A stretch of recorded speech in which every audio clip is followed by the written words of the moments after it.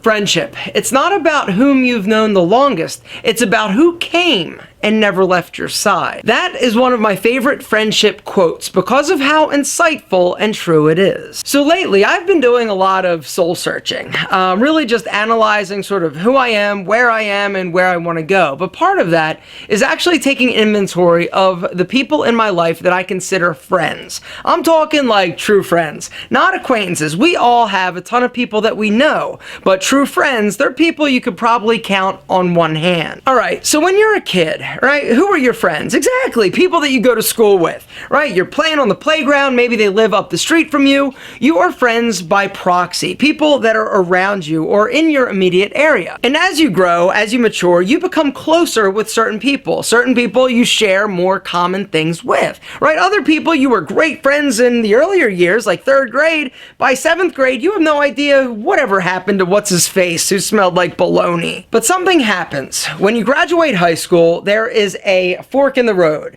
Now, some people stay in the same area and maintain friendships, lifelong friendships with some of the people they grew up with, right? Other people move away, right? And they still may keep in touch with the people that they grew up with and that they were friends with, but they're faced with the dilemma. And that dilemma is, I got no friends where I am right now. We need to find new friends because we are social creatures and derive a lot of our value and a lot of our happiness through the interpersonal relationships that we have and develop. But now the question is, how the heck do you make new friends? Hi, my name's Alpha and I like kittens, the color red, and making long-winded videos. Do you want to be my friend? Yeah, it doesn't work as well now as it did when you were kids on the playground. And so today, I'd like to go over some friend-finding tips to help you find more friends. Tip number 1 is spend time around people. This is like, whoa, mind-blowing stuff, right? But the deal is, if you're isolating yourself, if you're sitting on your couch playing video games, you're never going to make new friends. You need to get out and be social,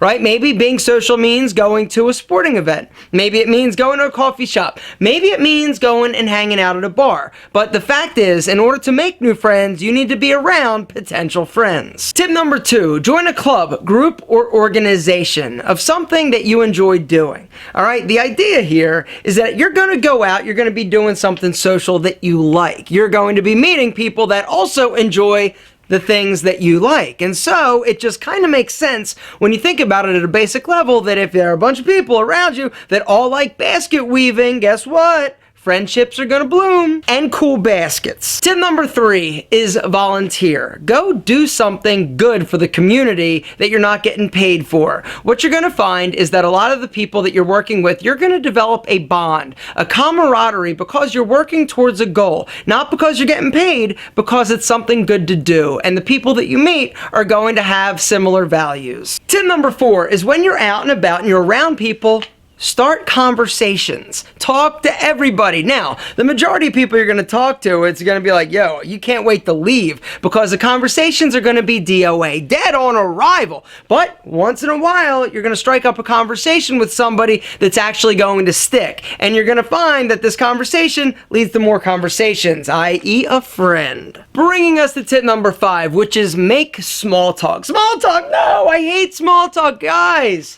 Small talk is a critical component of developing new friendships. You gotta be able to do it. If you missed the video where I go over small talk do's and don'ts with my dad, there's a link down in the description. All right, so you're out being social, around people, talking to them, chatting them up.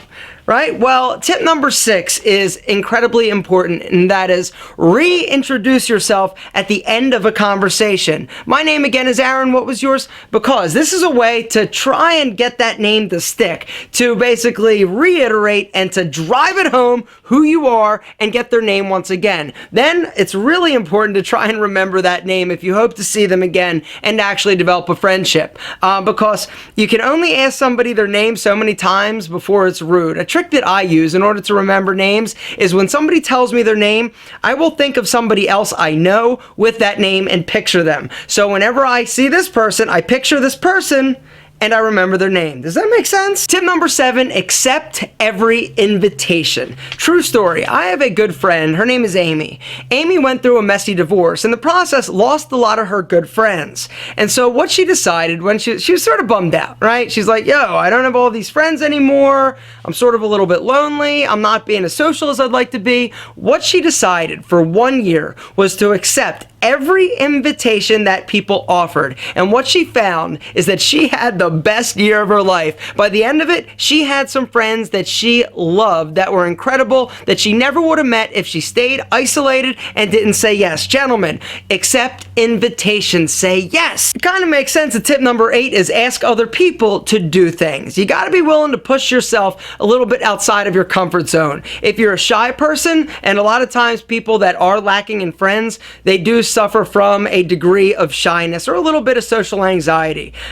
You got to be uncomfortable. You got to be willing to be uncomfortable, I should say. All right, you got to push the boundaries. Asking other people to do things. Maybe it's lunch, maybe it's coffee, maybe it's a drink, maybe it's go see a concert. Either way, you've got to ask. If you never ask, you'll never get anyone to say yes. Okay, nice work. You've successfully implemented steps 1 through 8. You've got good friend prospects. Now, tip number 9. Once you have them as a friend, keep them as a friend. The way that you do that is by being a good friend. What does that mean? It's simple. Be a good listener. Be loyal. Be trustworthy. Be reliable. Be yourself. You don't need to change for anybody. You're beautiful, perfect, and special just the way that you are. Guys, good friends, quality friends, they're not the easiest. They're not like under every rock, right? It's not like an Easter egg hunt.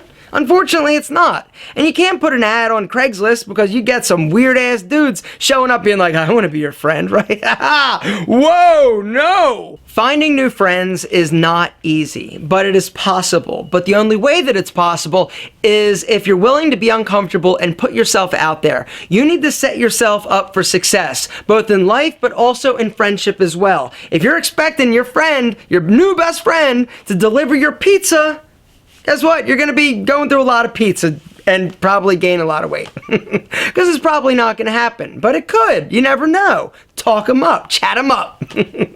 I don't know why I always use pizza delivery guys as an outlet. Because I used to deliver pizza in college. You got to put yourself out there. Hopefully these 9 tips will help you in your search and quest for your new best friend.